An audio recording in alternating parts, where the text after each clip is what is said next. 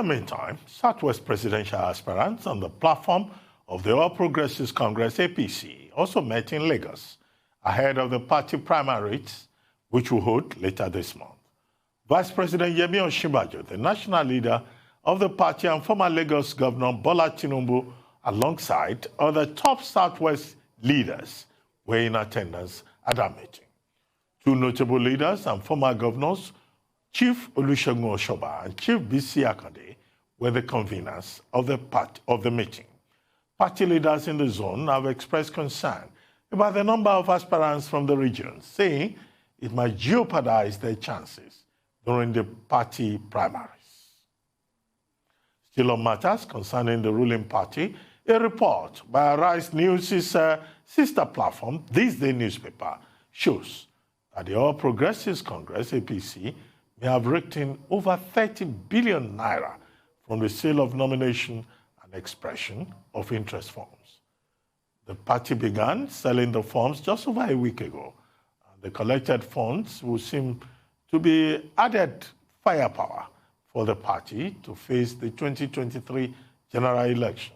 The party's presidential nomination form goes for 100 million naira, the governorship form 50 million naira, Senate 20 million naira, House of Representatives 10 million naira, and House of Assembly 2 million naira. So far, close to 30 presidential aspirants have indicated interest in the presidency under the ruling party.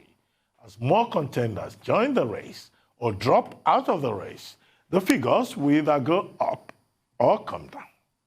We're now being joined by a former National Vice Chairman of the All Progressives Congress, APC, Chief Hilliard Etta, for an overview of the prevailing situation in the ruling party as the party approaches the special elective Congress at the end of this month. Welcome to the program, Chief Hilliard Etta. Chief Etta. Thank you very much. Thank you for joining us. Yes, well, about 30 aspirants, and we're still counting. About 20, we're told, have been able to knock together the 100 million naira for presidential position. Others have paid at other levels. And what we have been told is that in your party, the All Progressives Congress, it looks like the presidential position has become a lottery.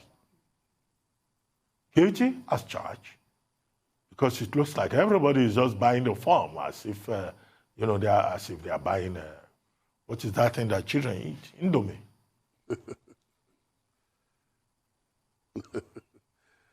Oh, thank you very much. Thank you. There are a plethora of school of thoughts as to why we have the traffic to buying our forms, especially at the level of the presidency. There is a school of thought that is of the opinion that it could be used, it could be that these persons that are buying these forms are doing so as a bargaining chip. But I would like to say that perhaps it is the prospect of victory that will come from contesting elections on the platform of the All Progressives Congress that is driving the traffic. Otherwise, it is even confusing to some members of the party the sheer number of people that have gotten the forms and those that have indicated intentions to do so. Well, there are persons who are taking these forms who are members of the cabinet. And questions have been raised about Section 84, subsection 12 of the Electoral Act. You have, for example, the Minister of Labor and Employment, Chris Ngige, who is interested. You have the Minister of Transportation, Rotimi Amechi. You have the Attorney General of the Federation, who wants to be governor in Kebbi State.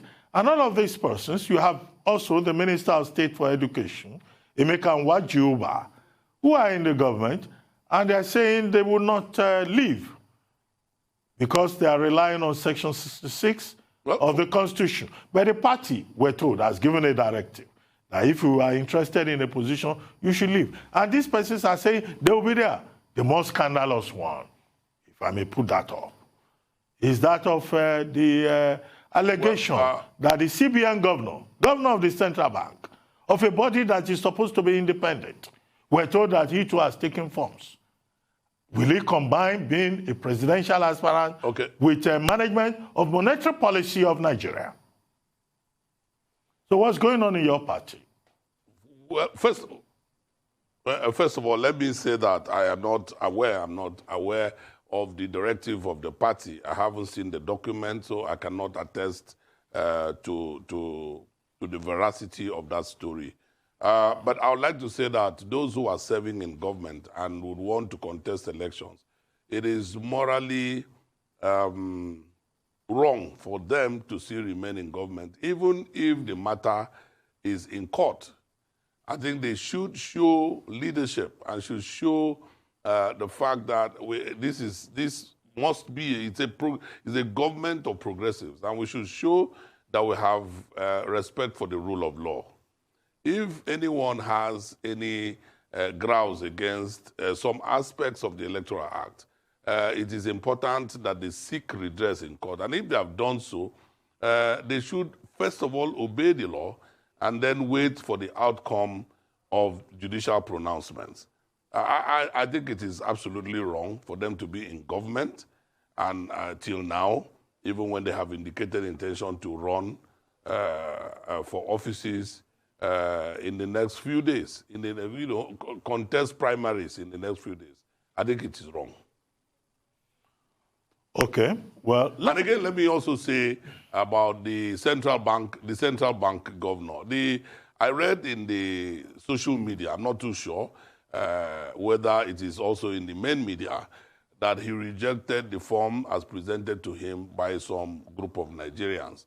I welcome the idea that he would reject the form, even though lawyers have come out today to say that he has not offended any law of the land. I think his place in the country, in the processes of the country is such that he should steer very far away from partisan politics. If he must do so, I think it is all morally right for him to tender his resignation and then come into the political process as not a sitting central bank governor. He must be seen to be non-partisan. He must be seen to represent all Nigerians of all partisan persuasion.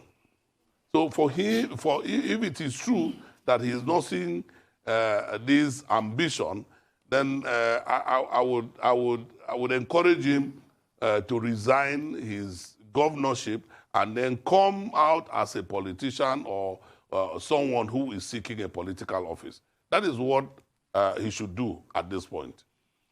Okay, Chief Etta, I mean, in the course of the week, there were two major meetings. The Imobi Ohaneze Ndigbo called an Emuna meeting, at which they then decided that, look, no Igbo man should go and accept a vice presidential position, and that the presidency of Nigeria in 2023 must come to the Southeast.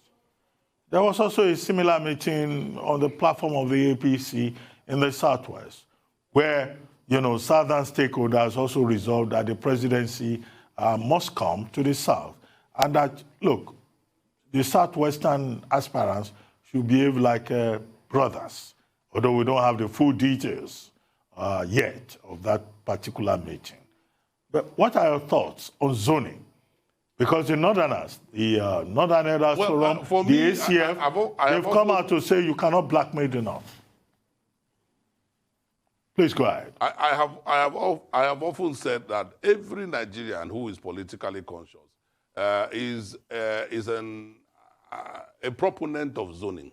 The reason I say so is that I will welcome the day where a presidential candidate from the northern part of the country will have a vice presidential candidate on the same northern part of the country and are elected wholeheartedly by Nigerians. That day will be the day that we will celebrate perhaps our true nationhood. But for now, I do not believe that Nigerians will vote for such a ticket. And having said so, it therefore means that all of us believe that because we are a heterogeneous society, that political offices must be used to give people a sense of belonging. And whatever the Ohaneze Ndibo is doing at this time is correct in the sense that they are also agitating for these positions to also come to Ndibo. What the Southwest people are doing is also correct because they are also agitating that this office should come to them. And you know that Nigeria is yet to microzone the presidency. The presidency has always been between the North and the South. So it is important that these geopolitical zones do a lot of alliance building, networking, having a handshake across many divides and many dichotomies so that there will be a consensus as to who takes the ticket. But if I want to speak as an APC person, as a member of APC, as one who was involved in the merger of the legacy parties that became the APC and has been in the APC till now, I will say that we have had the bulk of our support in the South, from the Southwest. Even though I'm a South-Southerner, I will concede immediately that in the APC, the bulk of support in the southern part of Nigeria has always come from the Southwest. And so it gives them a head start over other zones when it comes to positions as the presidency of Nigeria. But that is not to say that others should be precluded from agitation. It is the, you know, in politics, one of the fundamentals of politics is conflict resolution. There will be conflicts. There are people in the North who will insist that the presidency remains in the North. This is a conflict, and it should be resolved. It can be resolved. It should be resolved. And I'm very sure that a lot of people are doing everything to resolve all of these issues.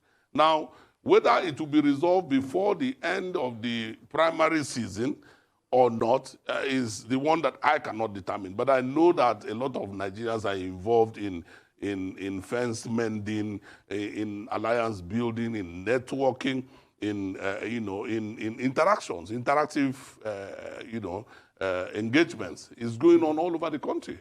So I believe, you see, look, Nigeria is not yet a perfect union. Even the country that we are aping our democracy from, which is the United States of America, is not yet a perfect union. So we have to continue to work at nation building. And these are some of the things that we need to do to be able to build a nation. So I don't think that we have failed. I don't think that politicians and political actors in Nigeria have failed. The truth of the matter is that there are certain people who feel left behind, and so they agitate. And so there are others who also feel that there should be no zoning of positions. But I do not subscribe to that. I do not think that as of today, Nigeria has developed beyond zoning. I do not think so. So for me, that is my take. That what Ohaneze is doing is correct, and what is in the Southwest people are doing is also very correct. Well, but Chief Etta, there are some Nigerians who are saying that if the presidency is not zoned to the South, at least by the two major political parties, that Nigeria will implode. The Igbo Elders Forum, led by Dr. Chukwuemeka Ezefe, even went further to say that Igbo will place a curse on anybody who agrees to be a second fiddle to anybody from any part of Nigeria, and that curse will be potent, like Alaafin Aole's curse in Yoruba land, from generation to generation. Now, what do you say to that? Because meanwhile, the Arewa Consultative Forum and the Northern Elders Forum are saying no, Nigeria belongs to everybody. Doctor, Dr. Abati, I rule the day that leaders that God has thrown up for Nigeria will speak with such intemperate language. It does not help us in finding solutions and finding common grounds. When you give ultimatums and give causes, within the political process. It does not in itself help in building the country. I'm very sure that Dr. Ezeife and all others are more interested in the development of Nigeria than even one of his cousins becoming the president. Because if we have had good governance over time, and we have had delivery of productive democratic dividends over time, we will not be talking about where someone is coming from. I know that that is the reason we are even talking about zoning now. But you see, we should temper down the kind of language that we come to the public space with. We should know that, I mean, you cannot because you do not have a plate of food from your mother's pot, so the pot of soup must be scattered. It doesn't, and politics is not restricted to threats and intimidation and aggressive language. You must engage people. You must create alliances. You must. I remember when the South-South was also agitating that the presidency should come to the South-South. I know a lot of work was done by our leaders. They went up north and created alliances. Put their handshakes across the divides of this country. I think that is what has to be done. Threats and intimidation and the prospects of causes, whether traditional or modern, will not help in the development of Nigeria. That is my take on the matter. I believe that right now, and again, you were talking about our brothers, some of our brothers in the north who are insisting that the presidency should come to the north. I do not subscribe to that as a person. I cannot subscribe to that. I have told you before I start, in the earlier part of this discussion, that the reason that we have these kinds of things is because we are not a homogeneous environment. We are not a homogeneous society. So everyone must know that you will give some and you will take some. You cannot take everything. Do you understand? We have had President Buhari for 8 years. We believe very strongly that another Nigerian, competent Nigerian from the southern part of the country should also superintend over Nigeria. Not because we subscribe to turn by turn, but we know that the political development of Nigeria at this time, on this day, it calls for such an arrangement. That is why we are doing. That is why we are subscribing to it. So, but I know that all of these things will be resolved. All of this will be resolved. Well, I would like on that note to thank you very much, Chief Hilliard Etta, for joining us as we continue to keep a watching brief on developments in the political space, not just within the two major political parties, but within the political space generally, as Nigeria embarks on this transition in the 2023 general elections. Thank you very much for joining us.